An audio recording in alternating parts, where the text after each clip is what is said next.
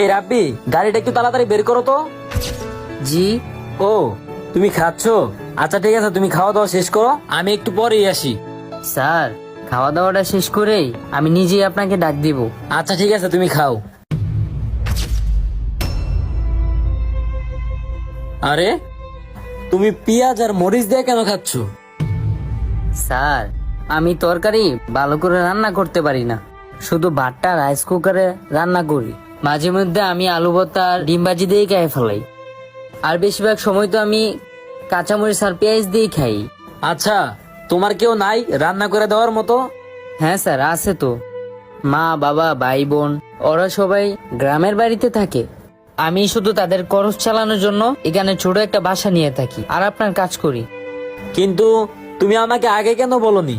তুমি যদি আগে আমারে বলতা, তাহলে তোমার ম্যাডামরে দিয়ে আমি প্রতিদিন খাবার পাঠিয়ে দিতাম। তোমারে তো কষ্ট করা লাগে একা একা। না না স্যার, শুধু শুধু কেন ম্যাডামকে কষ্ট দিবেন?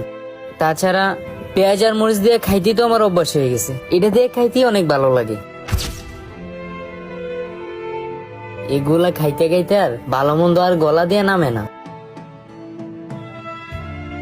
আমি যত টাকা বেতন পাই আপনার এই জায়গায় কাজ কইরা সব টাকাই বাড়িতে পাঠায় দিতে হয় স্যার। আচ্ছা, তুমি একটু বসো, আমি তরকারি পাঠিয়ে দিয়েছি তোমার জন্য।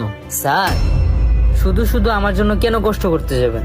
তাছাড়া এগুলা খাইতে খাইতে আমার অভ্যাস হয়ে গেছে, শুধু শুধু আনার দরকার নেই স্যার। কি একটা ছেলে। আচ্ছা ঠিক আছে, তুমি খাওয়া দাওয়া শেষ করো, খাওয়া দাওয়া শেষ কইরা আমাকে ডাক দিও, আমি ভিতরেই আছি। আচ্ছা ঠিক আছে স্যার। না, ওর জন্য একটা কিছু করতেই হবে।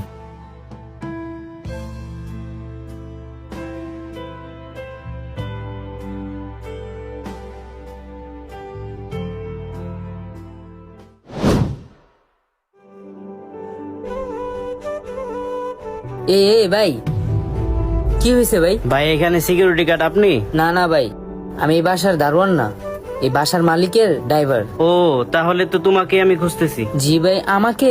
হ্যাঁ, আজকে থেকে তোমার জায়গায় আমি কাজ করব। যে কোনো একটা কারণে স্যার তোমাকে না করে দিছে, আজকে থেকে তোমার কাজটা আমি করব।